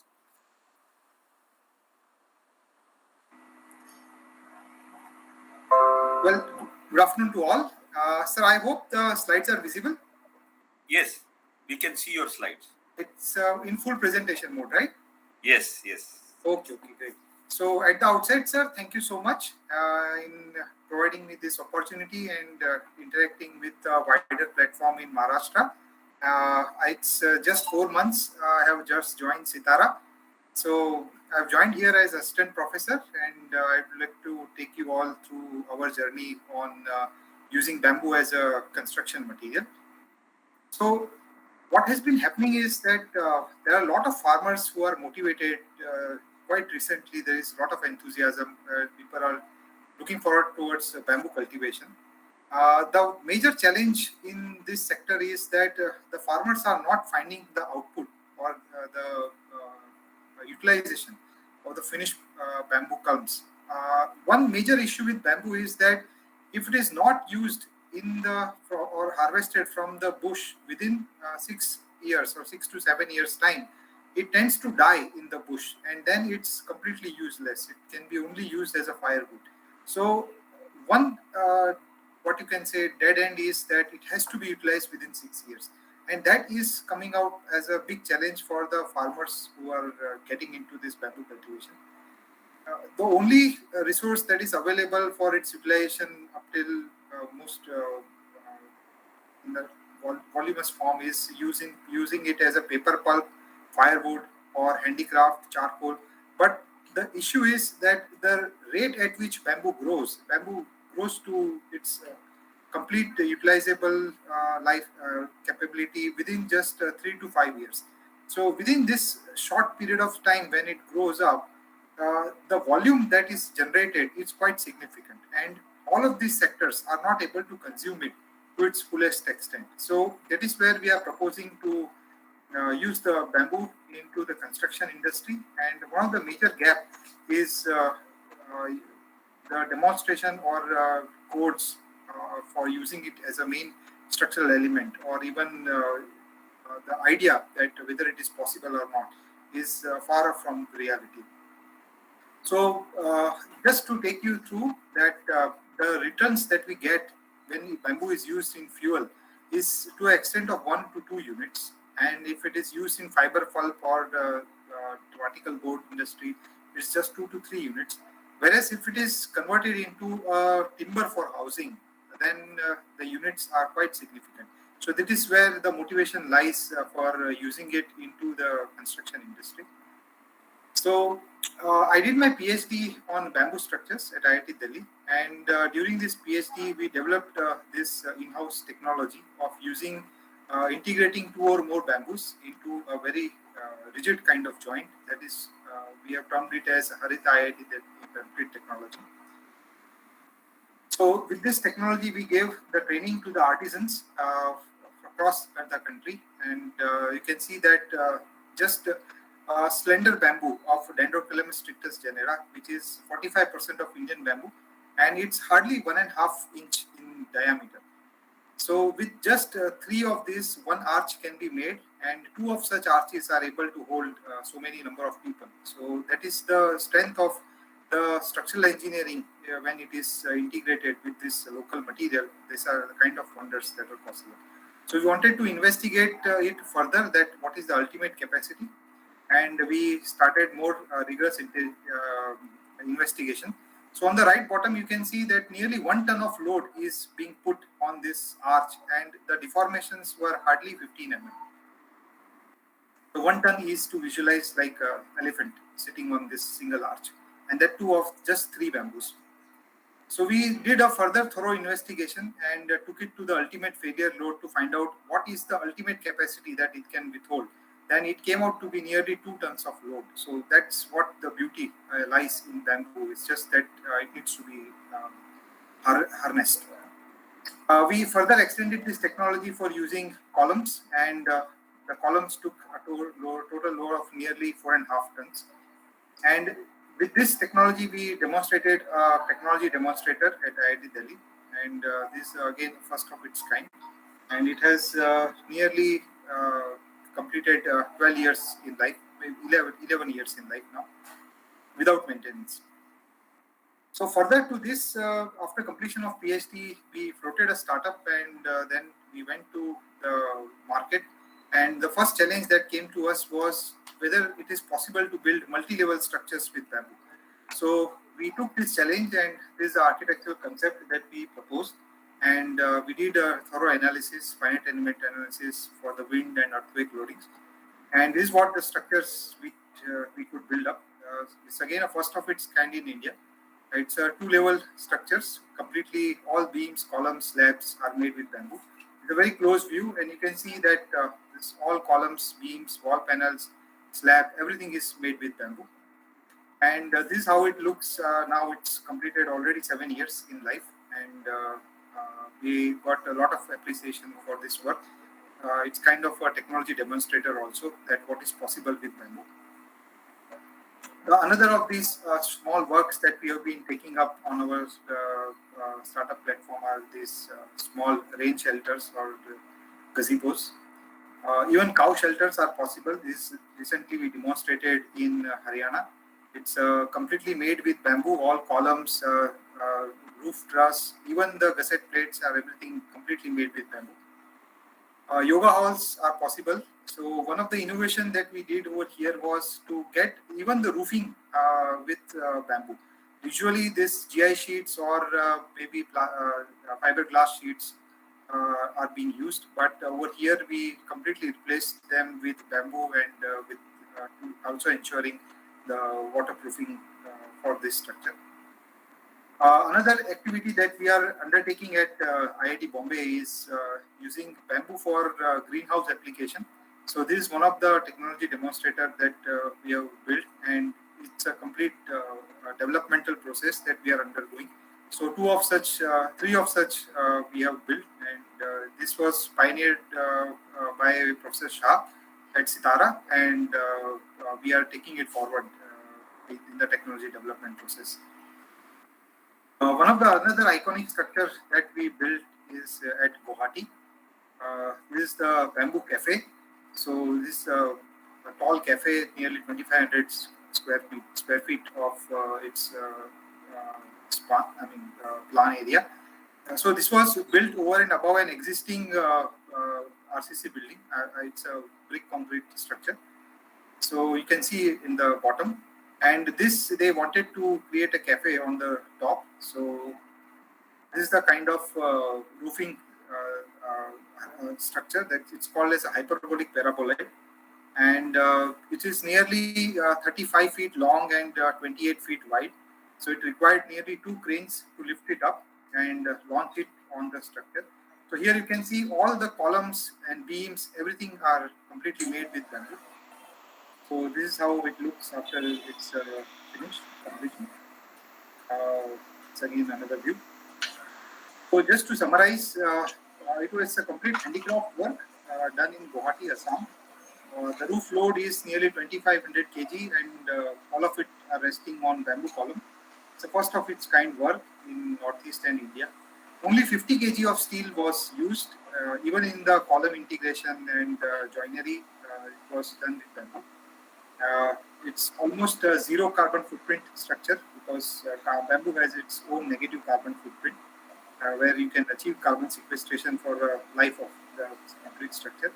And the beauty is that the tribal and local artisans who were not even 5th class pass were trained to do this. So that gives tremendous possibilities for local employment generation. It was completely executed by a women entrepreneur. So that is where the local material, local processing, local skill, and net zero carbon, all the great catchy words that we are looking forward to are very beautifully summarized in this development process. So in all, to summarize, it's very much possible to use the local material, local processing, local skill and local manpower and towards achieving the target of Atmanirbhar Bharat and also achieving the sustainable development. So as always, the choice is ours, whether we want to go for a sustainable technology or technology to just system. Thank you. Thanks, Professor Charu, to complete in a stipulated time. Now we have sort of strategically kept the youngest speaker in our group last, so that it's always a challenging task in a 2-hour event to sort of keep the interest of participants alive. And we have with us Dr. Chandrasekhar, who is IIT Bombay alumnus and has a startup with SIGN that some of you may know, Society for Innovation and Entrepreneurship at IIT Bombay. And he has a startup, and you see, always we say that, roti kapda makan ke aage pani aana chahiye. So he is working on wastewater recycling systems, and he will tell us what technology innovations that he got, which are characterized as indigenous or local developments. Dr. Chandrasekhar, please. Can you hear me, Professor Narendra? Thank you for the introduction. And my screen is visible? Yes, yes. Okay, so let me quickly go through. This is technology that was developed by Professor Shankar's group at Chemical Engineering IIT Bombay. Nearly 30 years of research, multiple PhD students, and then in 2005, Vision Healthcare, our company, was formed. And since then, we have been innovating on this technology. And it essentially deals with the science of soil biology. So I'm going to spend some time in explaining this. Now, Vision Healthcare is a technology provider, so we actually do design engineering, project management, operation maintenance of various technologies that we provide to our clients. And so we have, for sewage treatment and effluent treatment, we have this CAMUS technology. For lake rejuvenation, we have Aranyadweep. Real estate, we do master planning for many cities and so on. So we have this Peacock Eco City Nala. But today I'm going to focus mostly on the sewage treatment and the effluent treatment part of this of the technology. And with that, let me just show you what the STP technology looks like. So essentially, when you see the pictures, this collage of pictures here, it is a set of wastewater treatment plants that have been integrated within green spaces of communities around India. So there is the top left is actually a facility for nearly 1,300 flats and shops in Virar. Then there is middle is actually airport Udaipur. This is the top right is a plant that has been integrated into the compound wall of a society in Vasai. And bottom is actually the confluence of Bhagirathi Alaknanda forming river Ganga in Uttarakhand. And the middle picture, which has these small, those squares in the middle, is actually a 3MLD plant for BMC, which is supplying water to the Mahalakshmi racecourse and the Wellington golf course in Worli area. and many other such plants. So the bottom left picture is a picture of the wastewater that comes into the plant, and the middle picture is the treated water, and the rightmost picture is actually a drinking water for comparison. So this is all done without actually using too many mechanical equipments. We don't use blowers, we don't use activated carbon or any other such systems. The entire process is using nature-based technologies to get this very high outcomes, and it meets the NGT standards. And Vision Healthcare actually has close to 250 MLD of projects across India and expanding rapidly. We believe that this portfolio is globally the largest nature-based rejuvenation systems across the world. There is, I think, no other company which does as much as we do in this sector. Using nature-based technologies. Now, what is the technology? Is actually something that comes and falls out of the carbon cycle here. Now, if you look at the Earth's ecosystem, it is divided into the top, which is the atmosphere. Then you have the land, which is the lithosphere, and then we have water on the right side, which is the hydrosphere. And of course, below the land, you have soil, underground reserves of carbon. Now, if you look at the amount of carbon that is present in various, in these spheres and how it moves inside, you can see that the atmosphere has 750 billion tons of carbon, measured as carbon. Okay, water has dissolved CO2 and of course life such as fish and other things, phytoplanktons and so on. That's about 4,000, that's 4,000 billion tons of carbon. And if you look at land, as plant matter, you have about 500 billion tons. And as animal matter, we have about 100 to 150 billion tons in land. That is mostly within the first maybe meter or so, maybe about a meter or 2 meters below ground and about maybe 10 meters above ground. If you look at that segment of land, that contains about 650 billion tons of carbon as living carbon. So you and I are approximately 5 to 7 kgs of living carbon, rest of it being calcium and water and so on. So every life form typically is all consisting of carbon. So you can measure life as kgs carbon. And this is the distribution of carbon in these different sectors. Now, soil below has fossil fuels, which has been actually back in the Mesozoic period. The coal and natural gas and natural and oil has been buried under the ground. That's about 400 billion tons. And the soil has dead reserves, which is what we call as humus. That's about 1,600 billion tons. So it's actually, soil actually is a reserve of carbon, much more than any other part of this of us. Now, of course, water has a lot of dissolved CO2, and we are now talking about ocean acidification and things like that. Now, if you look at life inside water, that's only about a small, actually, I think something has been deleted, but life inside water transfers CO2 to the atmosphere about 60 billion tons per year. And about 650 billion tons of life on land transfers only about 42 billion tons of CO2 is being exchanged between the atmosphere and the what we call as the lithosphere. Okay, so if you look at the energetics of this, you can convert that into energy that is required to live on land and water. So energy required to live on land is about 3 kilojoules per gram live carbon per year.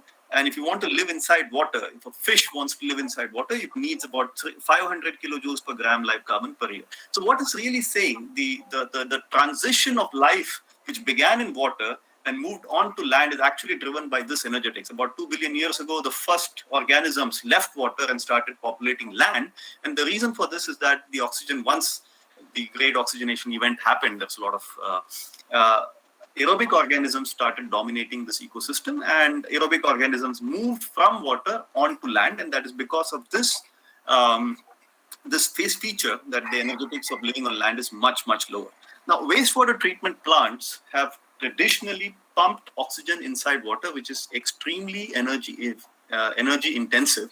And what we are really doing is converting this, moving from the water-based ecosystems that is required for wastewater treatment into a soil-based ecology for wastewater treatment. So what is the CAMUS technology that we have developed? It is essentially a soil-like media on the top left.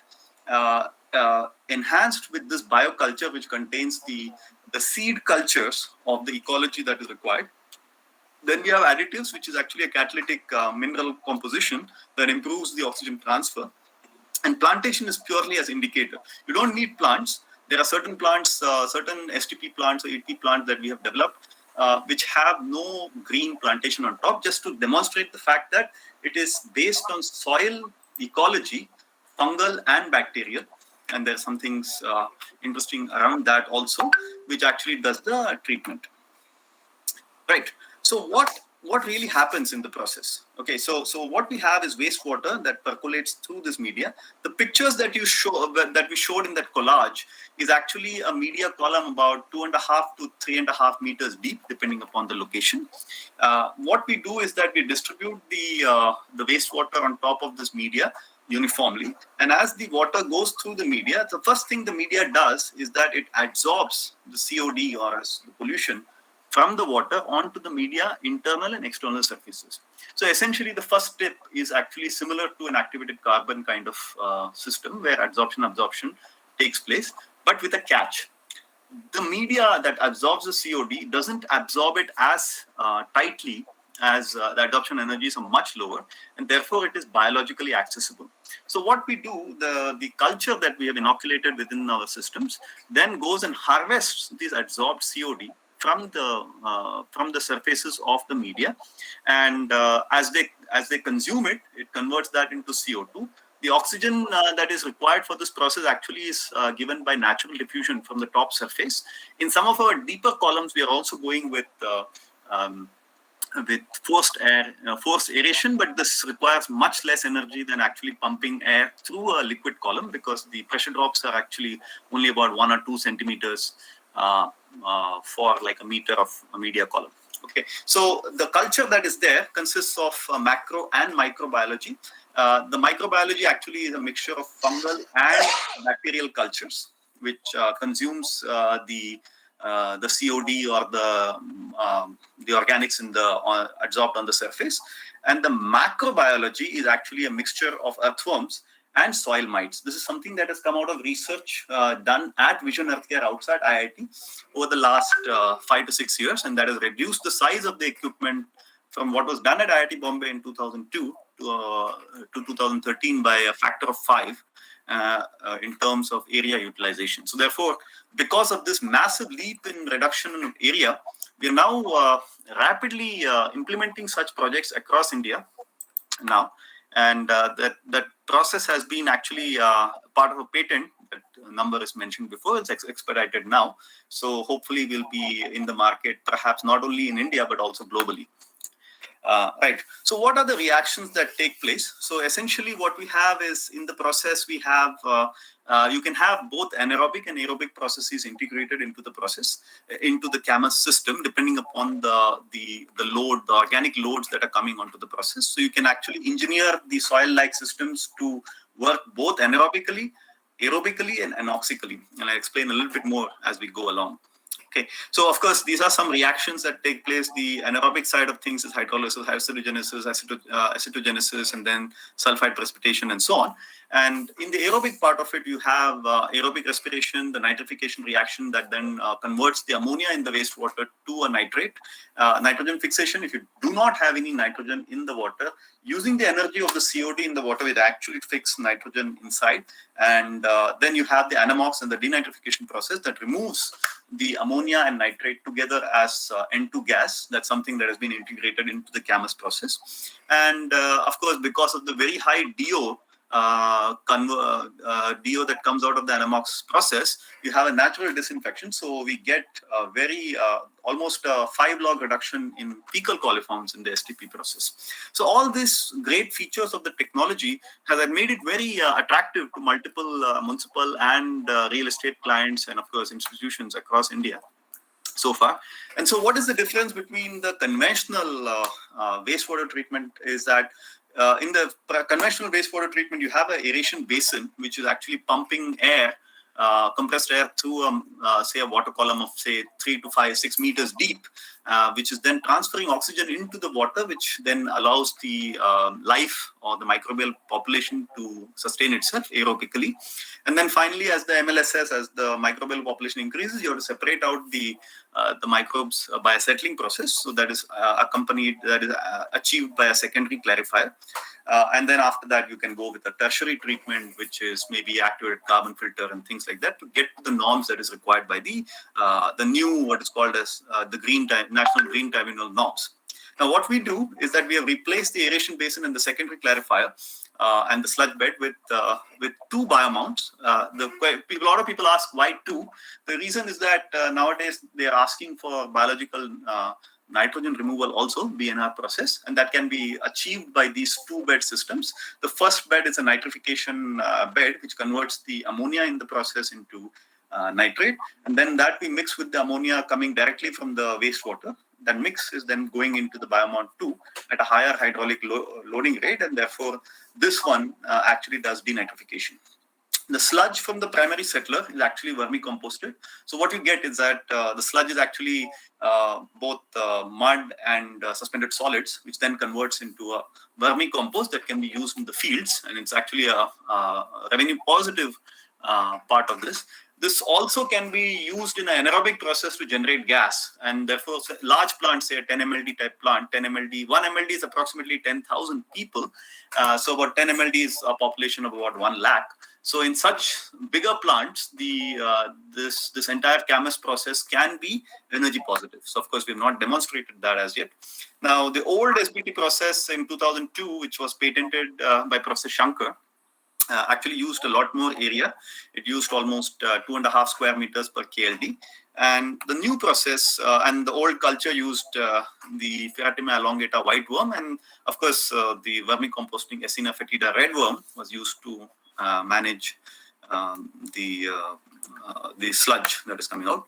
Now, the new CAMS SBT process is actually having suspended solids removal, advanced suspended solids removal using tube settlers and circular clarifiers and other froth flotation and other pre-treatments that are there. But in a municipal process, we use a tube settler. The clear water in the equalization tank is designed for all the peak flows. Obviously, in a municipal system, you have the peak comes during the morning. You have almost 2.5 times the average flow. You have to manage that in the peak process, and that we do via an equalization tank. From there, we pump it into biomount 1, and then consequently to biomount 2. And this actually requires only about 0.5 to 0.6 square meters per KLD, which is almost, I would say, 1/4 to 1/5 that of the conventional SBT process. Okay, and of course the cultures also are quite different. Here we are using a soil mite, and the media that is used is also a porous media. The old SBT process used soil, and therefore the hydraulic conductivities were much lower and therefore required more space. The soil mite systems now actually use porous media, and the porous media internal surfaces are also available for the adsorption process, and therefore the process efficiency has increased by quite a lot. This is actually a study done by Borda and EAVAG. EAVAG is a Swiss NGO which has studied 150 STPs across Bangalore, Mumbai, and other cities of India in collaboration with IIT Chennai. And when they did this study, they actually validated what we have been saying for the last 10 years, that the CAMS SBT process is actually the lowest life cycle cost technology globally. So that has come out of the study, and I'll be happy to share that with you. A typical process design that we do is, inlet COD of 425, a BOD of 250, and outlet what is called as the NGT norm. The 50-10-10 norm for COD, BOD, and TSS has been in place since 2005, but it has been put into policy only recently, maybe 2017, and therefore the interest in the market has become quite large right now. Okay, this is Dr. Chandrasekhar. Sorry to interrupt. Can you conclude in a minute, please? Yes, this is the last 2 slides. Yep. So, so this is the various technologies that are compared with us, and basically it has, the area requirements are quite low as compared to comparable technology, such as SBR and MBR and others. So if people if there's some understanding of the other competing technologies also required, may not have enough time to explain all this, but we are very, this nature-based technologies have now come of age, and we are probably going to see a sea change in terms of acceptability as we go along. Okay, with that, I think these are the various advantages. It's low footprint. 80% of the space can be green space, and we get very high quality output, very low energy cost, low noise, low odor, no generator backup required, extremely flexible installation shape, and results are guaranteed in terms of. With that, I have finished my presentation and open for questions. Yeah. Thank you, Dr. Chandrasekhar. I think since you have put your email ID also there, we are typically this is kind of a webinar where normally no QA session is, because you would have seen that other speakers also. That's I can stop sharing.